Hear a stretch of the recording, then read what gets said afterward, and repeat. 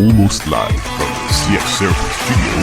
CX Therapy Season 5.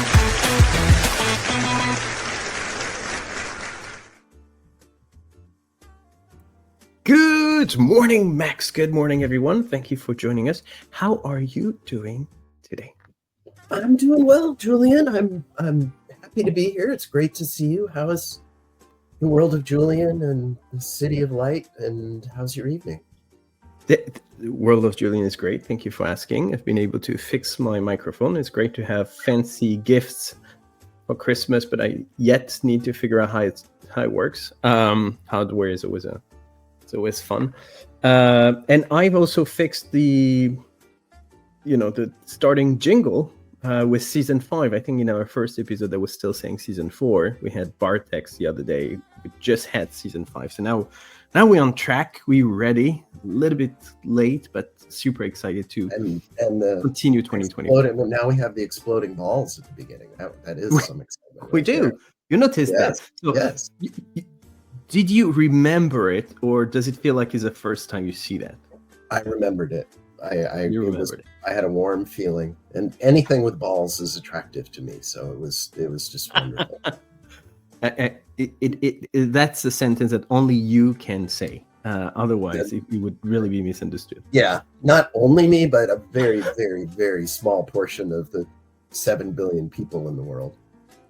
So, what about you? How are you doing? What's up with you these days? I'm doing well. Keeping busier than I'd like to, but that's just kind of the way the world works. The world's warming up. We're starting to spring, and that's all wonderful. Did you get a visit from the postman? I did. I indeed So should we call it the mailbag it? Now it's time to open this week's mailbag.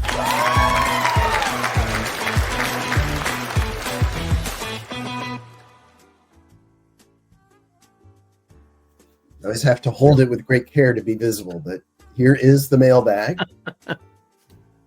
So just as a refresher, the other day we had Bartek coming from Europe, joining the show, and he had some, I was going to say dental issue, but he had no issue with his teeth. He had issue with the treatment he received and the way that customer experience was managed in that dentist office.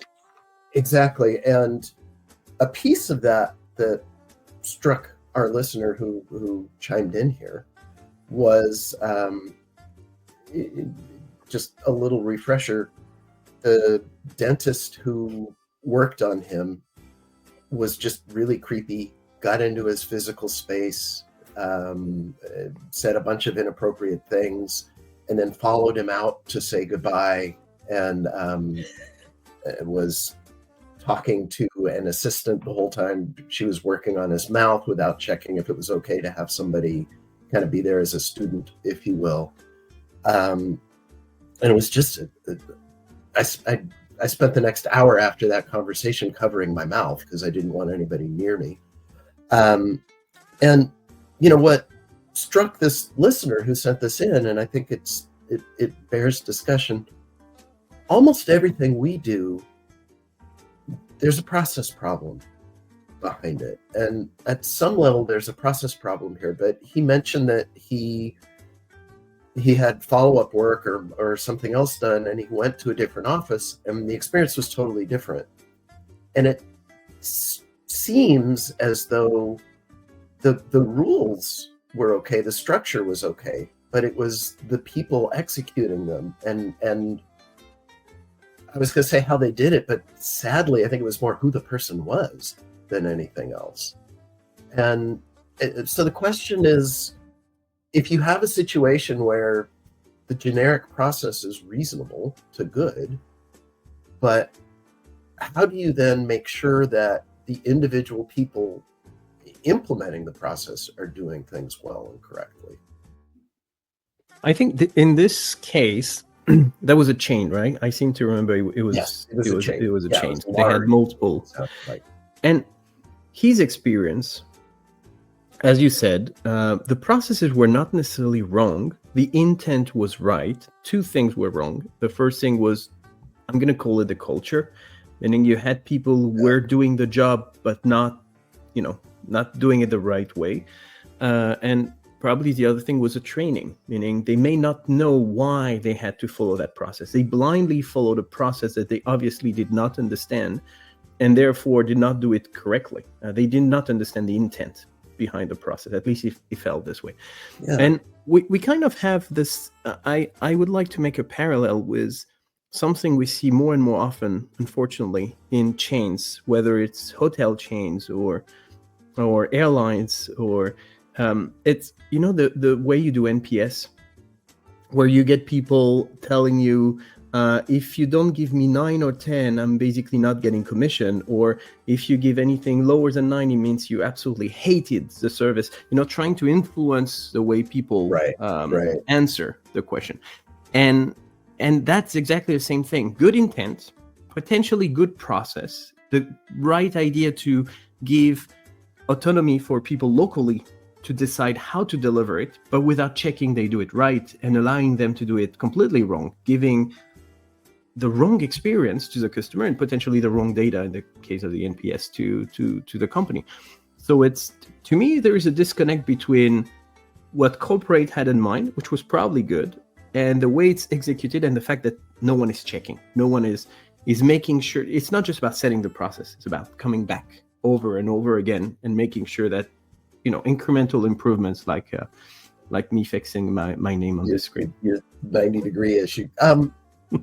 Yeah, and there's a challenge in this story for that, because it's not a contact center where everyone's in the office, or even they're working from home and you have ways to monitor them and they are your direct employees and their job is this. Well, the job is the same, is customer facing, but this is a dentist. This is a professional person who's gone through medical school and is probably more like a franchise than an employee. So how much control does that corporate brand really have over that? I mean, short of kicking them out, there's not a lot. There is control and there is advice. Maybe you can't control it, but you may be able, as a corporate body, to notice that something's wrong. For example, if you remember, there was a survey sent immediately after, and someone calling up right after to get additional details. So they receive this kind of information, and they should have the power to at least have a discussion with the office and saying, I think you're following the guidelines, I just don't think you do it right. And maybe there's changes that are required. Maybe you don't have the authority to force it. But if people are smart enough to follow the guidelines, they're probably smart enough to realize that some things could be improved. Yeah, I think that's good. And I think you mentioned training. That's another thing you can do is but this did sound a little amok. He also said the office was trashed when he went there. The cabinet doors were open, and the kids. So the phrase that strikes me, it sounds like a personal problem. So some of it, I think, it's probably just an inappropriate person or group of people at that company, that particular office. Just the issues are there, and corporate can do what they can do, but it may or may not actually get to the finish line to make a difference. Yeah, but I think the learning here is don't just implement something and leave it be. Make sure it's working, get back to it regularly, double check everything you're doing. You know what? That reminds me, today we actually have a special guest on the show. Someone who I know has quite an opinion over everything CX. And I not necessarily on that topic, but I'd like to invite our guest today on stage and see what he feels about customer experience, what kind of story he's got for us. How do you feel about that? Please do. And now, please welcome this week's guest, a true CX expert.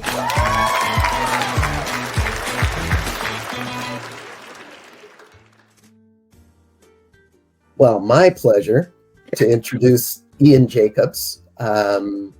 I didn't realize Julian and Ian just met earlier today when we were warming up for this. Well, you have been telling me Ian's going to be on the show for like 13 or 14 months, and it's just happening today. So, I mean, talking about teasers. This was the longest teaser ever. So super. You've got me built up here, both in your expectations and then in the voiceover. A true CX expert. I'm like, back off a little with that. Expectations are a bit too high. Oh, come on. You're as true an expert as well, all right, whatever. But so, as promised, Ian, I'm going to do some really hard-biting questions for you here. Okay. So, first one, Ian and I know each other probably more than any other guest I've had on this. We have a long and pleasant history together. And I know you studied journalism and went into the world of journalism for a while, and then moved into being an analyst. And I'm just curious, maybe share a little bit about how that transition happened for you. Sure. So I was a tech journalist during the .com boom. I lived in a loft in San Francisco, and the front door of the loft building faced the loading dock of Wired. Like, we were right in the heart of the .com bubble. But also, one of the only times I've been truly prescient was seeing that really was a bubble and it was going to burst. And so my wife and I quit our jobs, sold our loft, traveled around the world for 18 months, had a great time. When we came back, I didn't know whether I wanted to go back to working full time or what kind of life I wanted, but I still needed some money. So I was doing freelance journalism. And for those who know the form but haven't actually picked it apart, the standard tech journalist article is like, here's the thing, here's some customers doing something, here's an analyst comment, right? They're always being told to go talk to analysts. So I was writing an article, and one of the tech vendors gave me the name of an analyst, and I talked to him, and I thought, that guy's an idiot. I know way more than he does.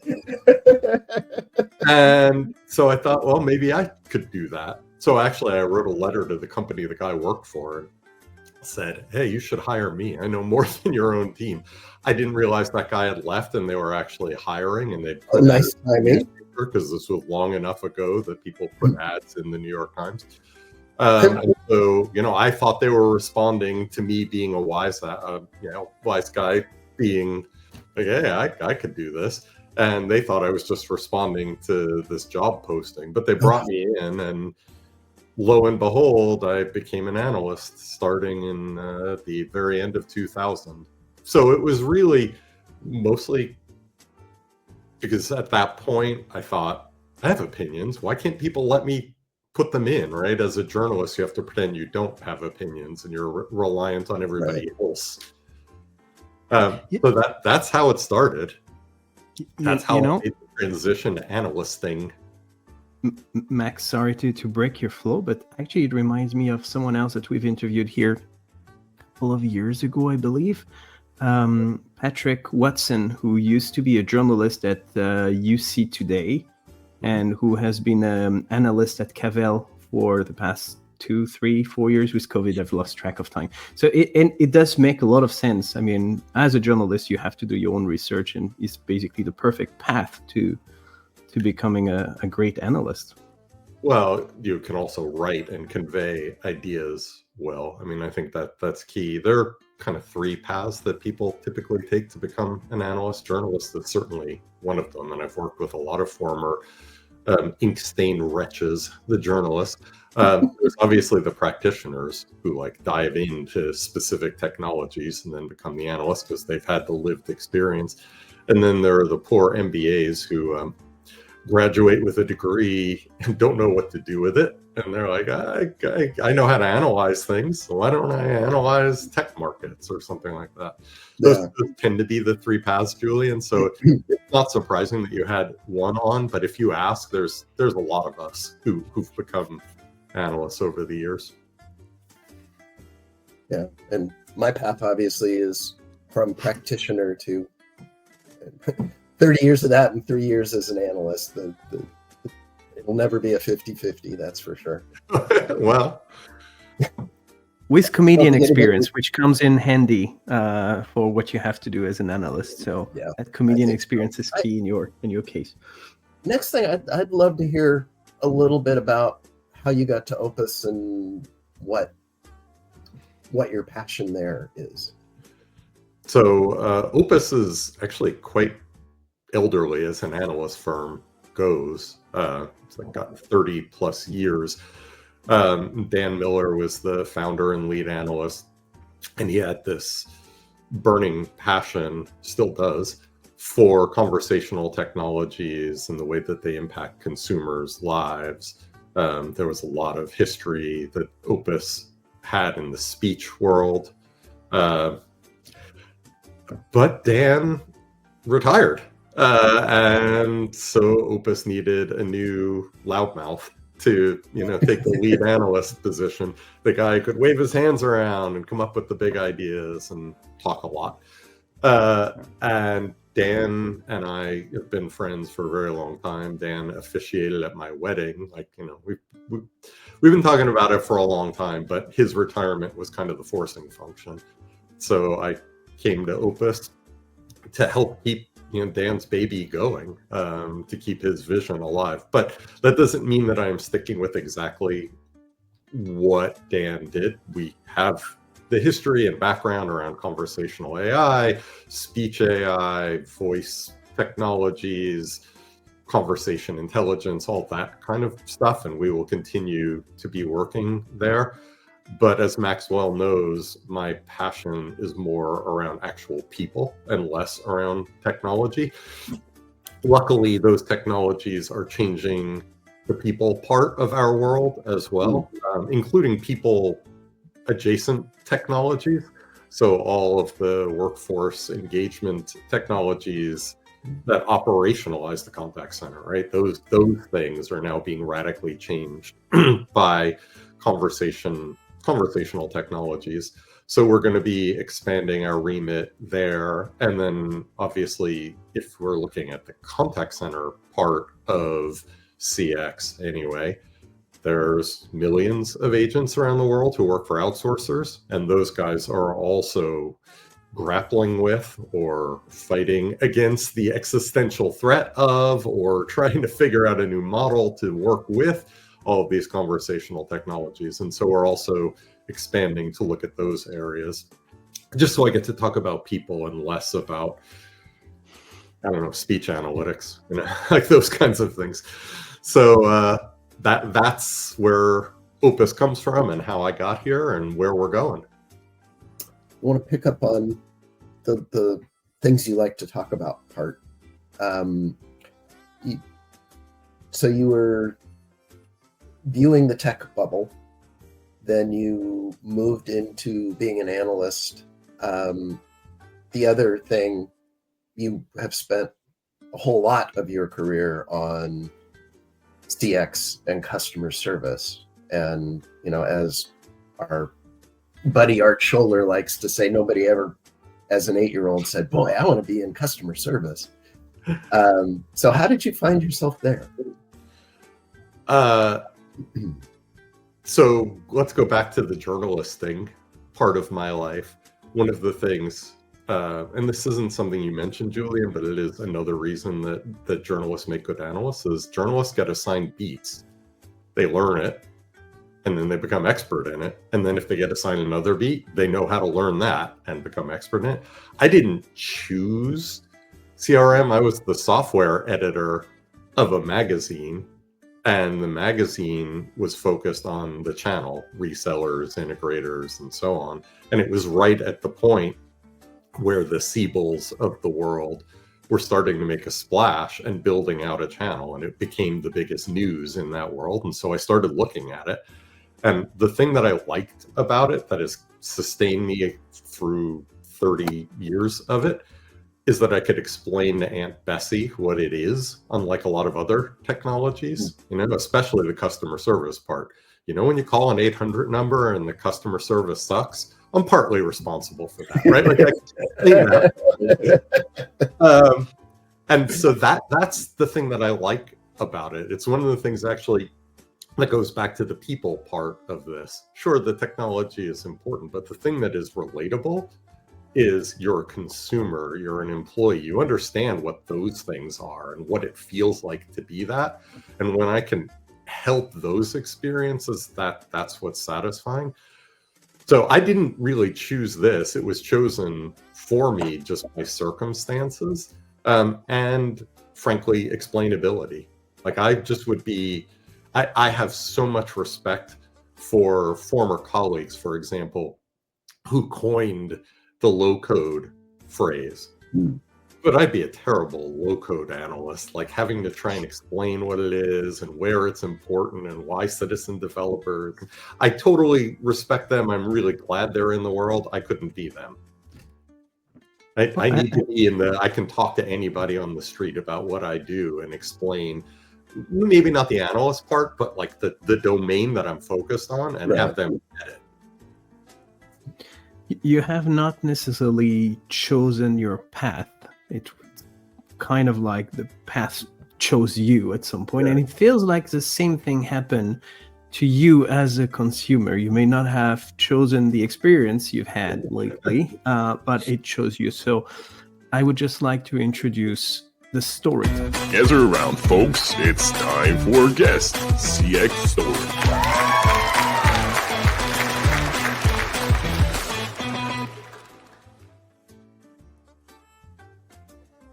So Ian, you have tons of experience in multiple technologies, but you also happen to be a consumer, and as such, kind of an asset. Sometimes, yeah. Exactly. Sometimes bad shit happens. So, what happened to you? Tell us everything.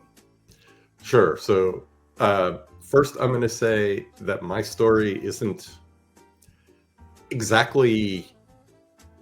It is about a specific problem I had, but it's about a category of problems that I've had many times, and I think all of us have had.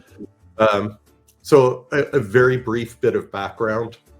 My delightful, darling wife has some health issues. She has celiac disease, and so she has to be gluten-free. She's also dairy-free. It makes life pretty difficult, especially because she loves saucy food. She likes, like, her food looks wet all the time. That's the way that she wants it to look, right? It's got to be moist. One thing that I wouldn't have known before her diagnosis is that there's gluten in like almost every sauce out there. It's really hard to find certified gluten-free sauces that are really flavorful or easy to find or mass-produced and inexpensive and so on. She finally found a sauce that she just loves. It's one of those Asian-inspired sauces. It's a relatively small manufacturer in LA. And it's really expensive. And it's actually not that hard to find. I mean, not that easy to find. Like I said, gluten-free, it's not the easiest lifestyle to live. Eventually, she got tired of trying to figure out like which Whole Foods or which co-op will have it in stock and will they have the right one or whatever. And she found that she could buy a case of it on Amazon, a full case of the sauces. So she ordered a case of the sauce from Amazon. I don't remember whether it was 6 jars or 12 jars. It was last fall. But when it arrived, all the jars were great except for one, which seemed to have some kind of manufacturing flaw and was chipped and leaked. And it didn't look like, you know, the delivery company had dropped it on the corner or something. There was some problem with one of the jars and it had leaked out all over everything. And so, being acclimated as I am to having problems with Amazon shipment, I went back to Amazon and said, hey, we got this problem with one jar. I don't need you to like refund the whole case, but can you send a replacement jar? You sell it by the single jar as well or something. And Amazon said, nope, not going to help. Not our problem, because it was a manufacturing thing, right? Like, So it took me a while to find the contact info for this small producer. They've got a website, but it's mostly like where you can buy it, because they don't sell directly to consumers. So there's less incentive for them to have a WhatsApp at handle or whatever it is for me to contact them. I finally found something. And it was an info at address. It wasn't even like a support address. So it was like, put the message in the bottle, throw the bottle into the sea and hope somebody finds it kind of situation. But amazingly, 2 hours after I sent the email, I got a message back saying, oh, can you send us the order number? I sent them the order number from Amazon, and they're like, we don't have a record of that. Can you give us the date and, more info? So I gave them like my imaginary child's middle name and social security number, whatever info they wanted. And they're like, we don't have any record of it. It was a third-party seller who bought cases from us and is then selling it on Amazon. So I could go back to Amazon and click through to try and figure out who sold me the thing. They were nice enough. They're like, well, we can't help because you didn't buy it from us, but we can send a message to Amazon. And eventually, about, 3 days later, Amazon actually refunded the whole case price without any notification, any reasoning on their part. I guess the manufacturer sent a note to the right person at Amazon. But I was completely powerless. It was just this finger pointing this way, that way, this way, that way, that way, this way. My problem was solved. I don't feel like I solved it, other than figuring out to take a wild shot at getting in touch with the sauce manufacturer. That was about all I did to be able to solve it. And great, it's solved. But I've had that problem before, where we buy from a marketplace, and in the world we live in today, a lot of purchases are through online retailers, marketplaces. And then there's like the disconnect between the manufacturer, the seller, the marketplace, all of that kind of stuff. That even happens with like ordering food from a delivery app, because you've got the driver, you got the restaurant, you've got the delivery app itself, and like, where is the problem?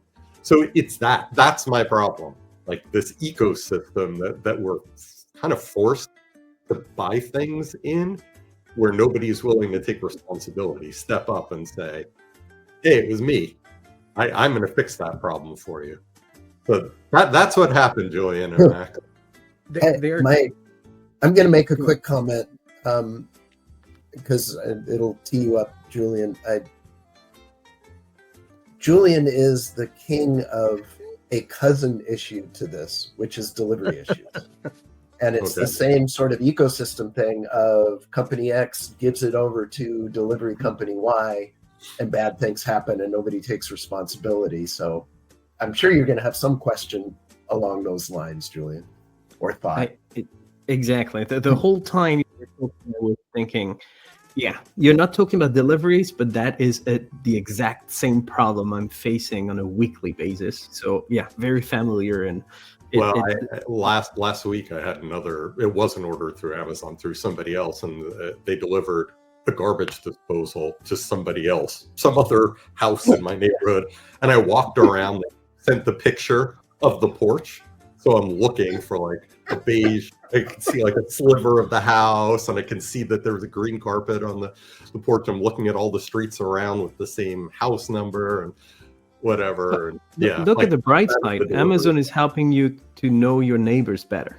You did not expect that. True. That was on top of it. That's the extra service you did. My question on that is, I see a world where you walk by, you see the package is still on the porch, you go to take it, and the police arrest you for stealing the package from a neighbor. Except that, believe me, I thought about all of this. I had my driver's license with my address, which should have been the same address that was on the package. I was going to ring the doorbell, but I never did find it. The neighbor never did deliver it, so the shipper is going to ship another one out, supposedly. Yeah. But like, That's why I didn't tell that story, because it was a little, but it's the same problem, Julien, right? Like that you're talking about. To your sauce problem, Yes. I feel like you might also be in a situation where I very often find myself in, and Max always remind me that I'm probably one in a million, where you're probably one of the very few people who would order one case of sauce out of the blue. Either people order a single bottle, or they are a local restaurant and they would order once a month or several crates of it. But you're probably the only one to buy a single case, and therefore the process may not have been thought specifically for customers like you. That's probably the first thing I would see here.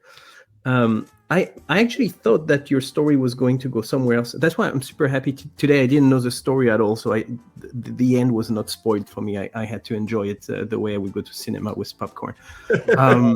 I actually thought you would go with the expiry date, because the problem when a normal consumer buys a case which is not meant for consumers, chances are that the expiry date may not be 10 years from now, which is probably the time it would take for your darling to finish the entire box, but just a few months from now. No, maybe no problem at all. No problem.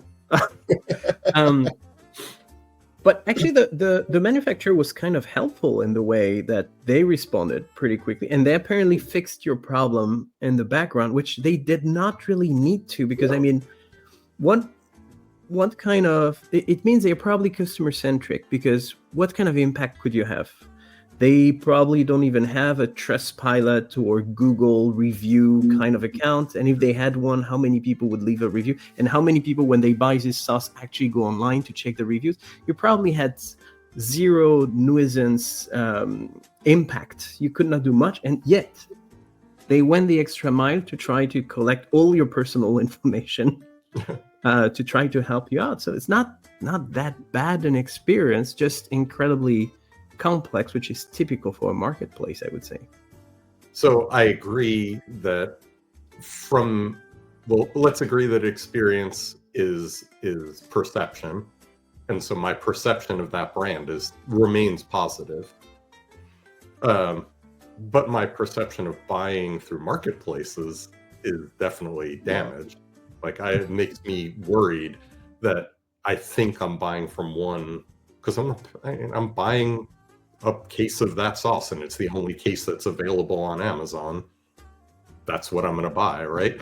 And I think I'm getting the manufacturer, but it's not. And so maybe it is, Julien, opening up the possibility of expired food, which may not be as bad as people think it is, but it could have been, the cause, right? If it wasn't a manufacturing flaw, it could be old food, then the jar just, because the gas is built up or whatever.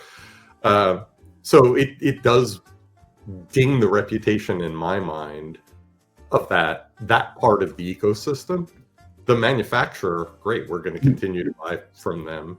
My wife still loves the flavor, still uses it all the time. Yeah. So. Although it doesn't sound like you can go to their website and buy it. No. We may have to go back to the Whole Foods one jar at a time if we can find it, kind of thing. Yeah, that makes a lot more sense. I have a simple question that I think speaks to the complexity here. Who paid for that refund? That's a good question. Because again, it could have been the manufacturer said, "Hey, go fix this guy and we'll pay for it." It could be, "Hey, you screwed up," although it sounds like they screwed up. So, but then there's also this third-party marketplace person involved who, you said Amazon refunded it because that's who you dealt with, but it could have been, and it just speaks to, who's doing what at this point. Right, but as a consumer, I'm not sure that I kind of care, and I kind of don't, because did the money come back to me? But yes, from an operational point of view, right, like pretending I'm not just a consumer, but I'm an analyst like you, sure, it's a good question. Who in the background had to open up the purse?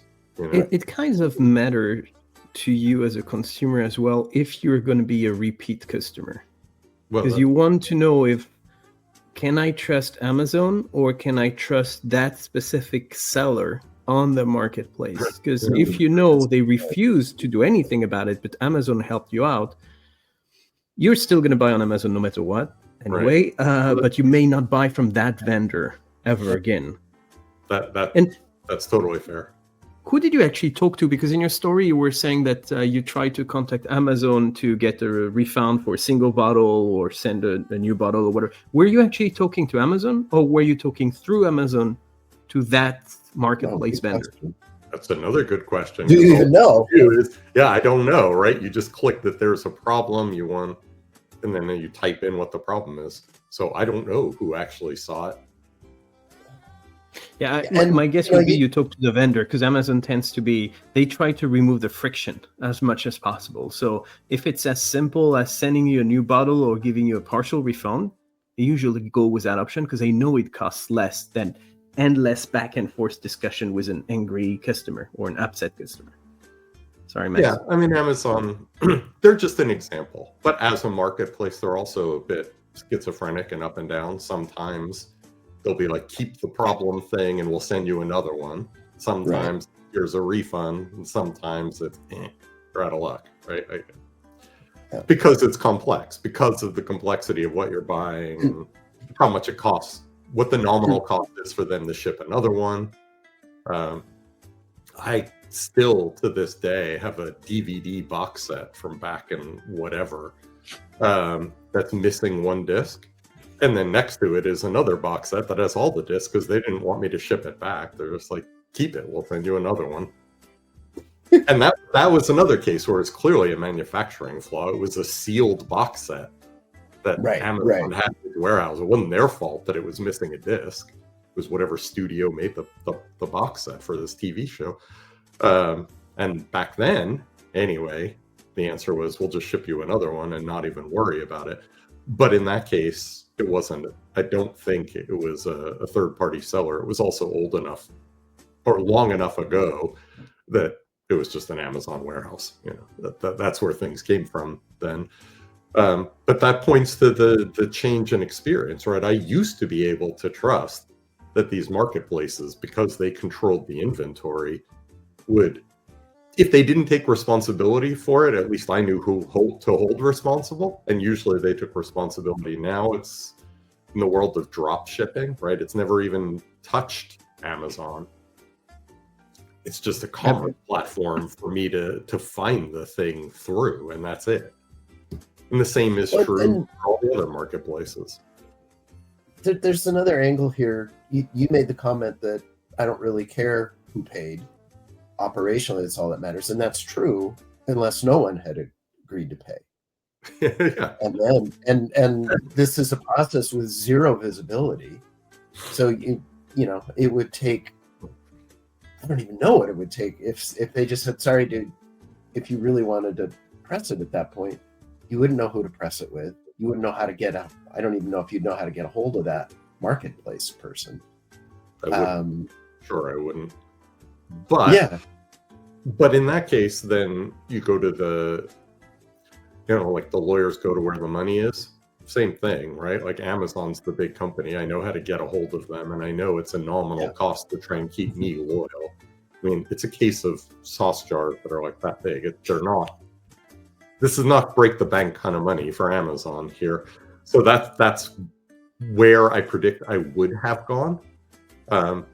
I can tell you, and you probably learned this too, that industry analyst thing. Yeah, that doesn't carry a lot of weight with the do you know who I am? You know, like yeah, who cares? They don't care who you are. So I'm just another consumer there screaming, but I can scream pretty loud because I know how patient one needs to be sometimes. So there is one more angle we have not really touched on. Towards the end of your story, you said you suddenly had a refund out of nowhere without explanation of who paid, but not even a notification. So no one actually came back to you, not the manufacturer, not the vendor, not Amazon. No one knocked on your door to say, you had a problem, you raised a concern, we fixed it.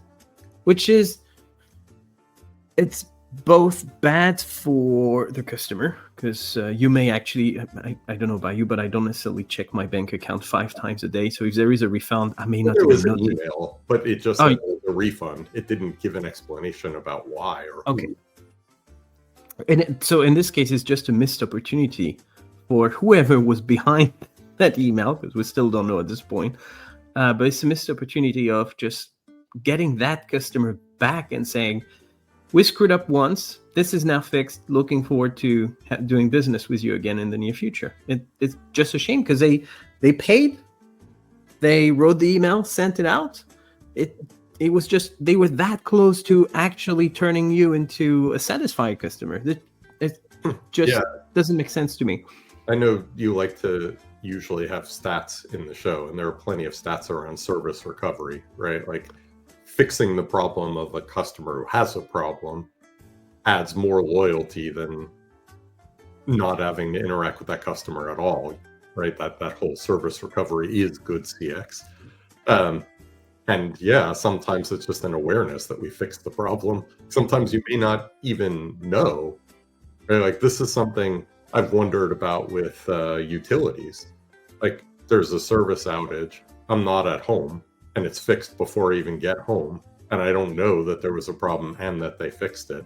Does that impact my impression of the brand more than if I had been home, known that it went out, the utility it went out, and that they quickly fixed it and communicated with me and all along the way and gave me, I wonder about that. But you're right, in this case, they definitely missed that opportunity to say, we feel your pain, we understand, we fixed it, we're going to do better next time. Yeah, because you know what? I feel like it would have been easier and even had a stronger impact to say, we're so sorry you had 20 bottles in that case, one was broken. So it's what, 5%? We're going to give you a 20% discount on your next purchase, a 50% discount on whatever it is to make sure you come back, which would be less complex, cost less, and satisfy you more than just saying, here is an extra bottle that we're going to ship by plane from China to US. There was probably a better fix here to get everyone on board. Well, luckily it's made in LA as well, so it's local, so they wouldn't have the carbon footprint. But you're right, from a cost perspective, giving me a discount on future case purchases and maybe refunding the fractional cost of that one bottle would have been less than refunding the entire case, and probably would have had a better effect because of the communication. Yeah. And they need customers like you, because people who buy cases of us, they need more of these customers. That's a brand new market they did not even wish for in the first place. So there is a brand new market coming to them. They need to cherish it. Now, it does make me wonder about the supply chain. Like, why are they selling cases to third-party sellers who then are turning around and selling it on Amazon if that's not the business they want to be in? But that's a separate issue. Yeah, that does sound like a restaurant going out of business and having too many supplies that they need to liquidate before closing down or on supplier, and that supplier is turning around and also selling things to consumers rather than business to business. So I guess the most important question is, how do you and your darling feel about it right now that you've had that chance to share your story and get a refund? Do you feel any better? Well, like I said, we're well, I don't even like the sauce very much, but she loves it. So she's still loyal to that brand. But it has made me in the last few months more aware of what I'm clicking on when I'm buying through a marketplace. I'm actually looking at who the seller is, looking if I've bought things from that seller before. I don't know if you've had the experience in the fast fashion world of online where you buy something and then you go back to Amazon or whatever and like, oh, I like that set of socks or whatever, I'm going to rebuy that. And you click and the product is changed. It's slightly different because it's a different Chinese manufacturer that's being sold, but it's the same general design and it's the same, it listed as the same seller, but the product has changed, right? Like I'm getting more and more savvy to that, Which means, no, I'm not actually happy, because I prefer not to give my mental real estate to that. There are much more pleasant things that I could store in my brain than that information, and much better things I could be doing with my time than checking out whether I bought socks from this vendor last time, and they were different when I bought it the time before. Which I guess goes back to what I said, like the actual manufacturer we love. The marketplace idea, I'm getting a little more wary. I mean, I'm not yet into wearing the buy local T-shirt that's made next door or something, made in China. But I'm moving in that direction. Look at the bright side. It's the same thing as your career path. You did not necessarily select it, but you're now a marketplace expert, whether you want it or not. So It's true. there is a silver lining. Indeed. Fair enough. Well, a huge thank you, Ian, for accepting our invite, for sharing your story and your insights. That was super inspiring, and I'm glad to hear that I'm not the only one that Max considers to be one in a million, who wants something different from the rest of us. So thank you for that. If you like the story, if you have questions, burning questions for Ian about his story, about the complexity of marketplace, Max is always welcoming new mails in the mailbag, so feel free to contact us through whatever means. We are available on multiple channels, but we try to at least. Thank you everyone for watching today's episode. A big thank you, Ian, again. Thank you, Max, as usual. And I wish you have a beautiful rest of your day, everyone. Talk to you in a month's time.